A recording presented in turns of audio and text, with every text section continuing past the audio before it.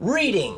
It's this thing we used to do before the likes of YouTube and TikTok wrapped us in their algorithmic arms, clutching us tighter and tighter against their warm, inviting techno breasts.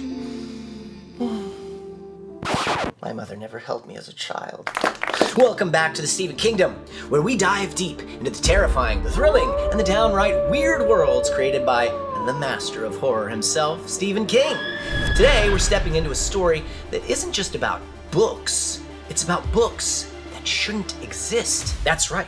We're talking about King's eerie novella that originally debuted as an Amazon Kindle exclusive way back in 2009.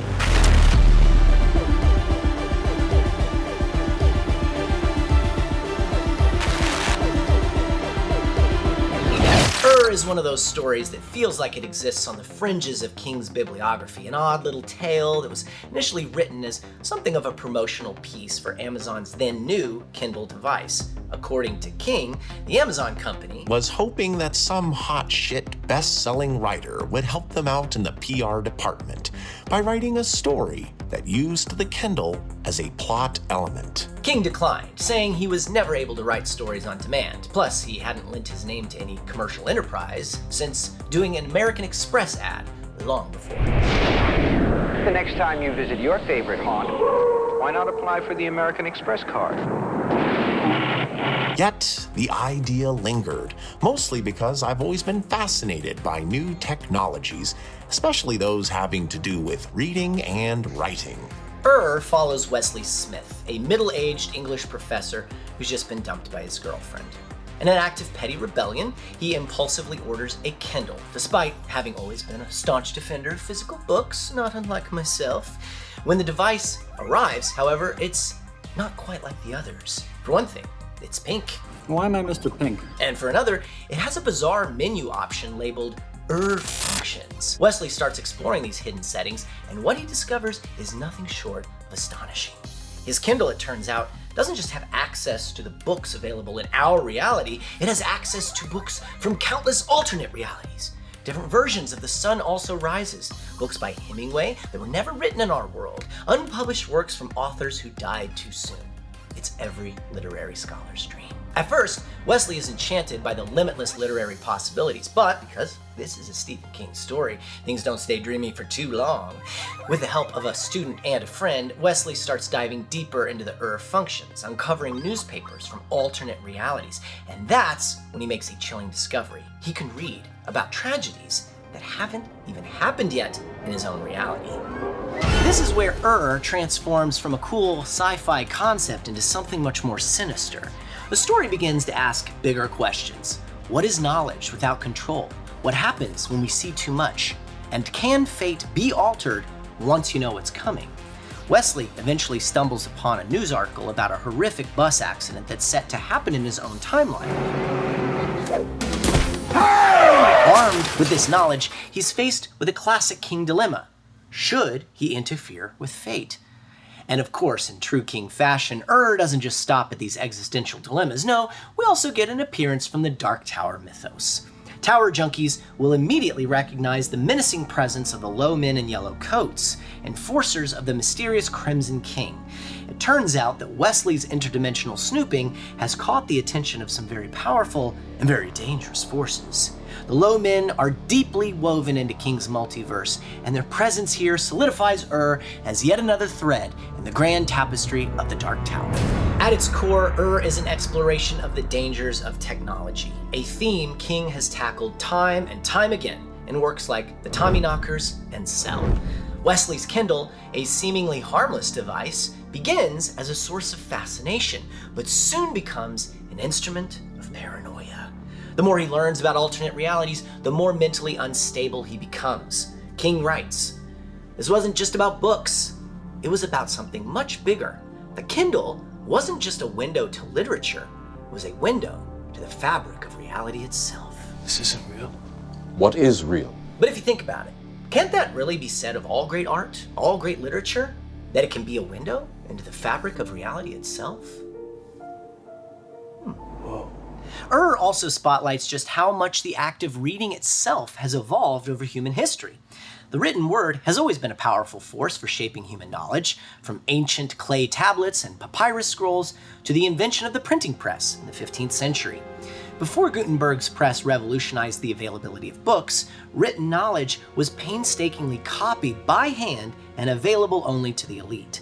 The rise of mass printing made books more accessible, fueling the spread of literacy and ideas across the world. Fast forward to the digital age and we see another major transformation, the rise of ebooks like the Kindle.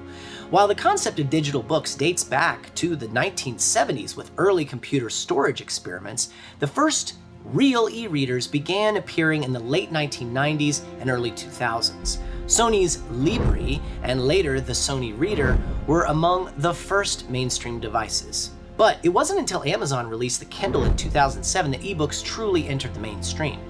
The Kindle revolutionized reading by offering a lightweight, high-storage device with an e-ink display that closely mimicked the appearance of paper. And by the time King wrote in 2009, the Kindle was becoming a cultural phenomenon, sparking debates about the future of physical books. And King, always drawn to new ways of telling stories, was the perfect author to craft a tale released exclusively on the Kindle, one that just so happened to explore the unsettling horrors of the very device you were reading on. King was also one of the first major authors to experiment with digital publishing when he released Riding the Bullet as an ebook only release in 2000. With King saw an opportunity to not just embrace new technology, but to explore its eerie, reality-bending possibilities in a way only he could. Is an eerie cautionary tale that taps into a fundamental fear of the modern age, technology advancing faster than we can control it. And in the age of ever-present AI, King's story feels more relevant now than ever. Artificial intelligence is now creating art, it's writing stories, it's answering questions, just like I'm doing right now.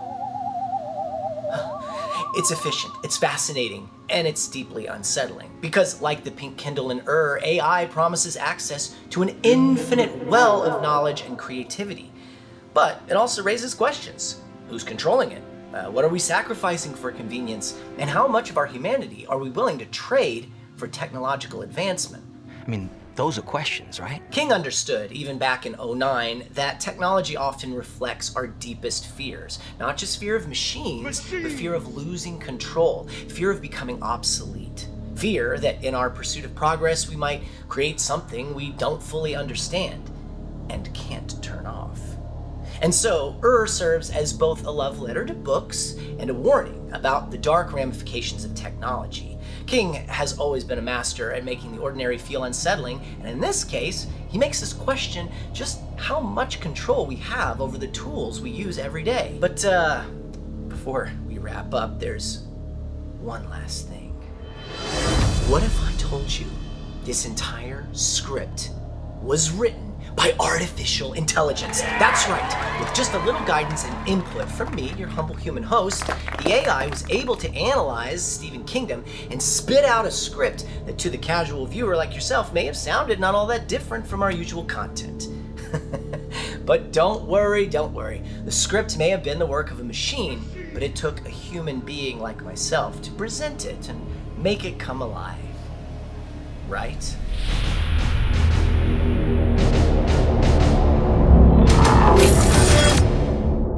If you like what we're doing over here at the Stephen Kingdom and would like to show us a little monetary love, our Patreon has all sorts of exclusive goodies for our supporters, including extended and deleted scenes, behind-the-scenes featurettes, early access to episodes, and your name in the end credits. Be sure to subscribe to the Stephen Kingdom channel here, and check out our past short story episodes here. Long days and pleasant nights, constant watchers. What can we expect at this orgy? Machines! Man, I'm out. Sounds kind of kinky. Ow, ow, ow.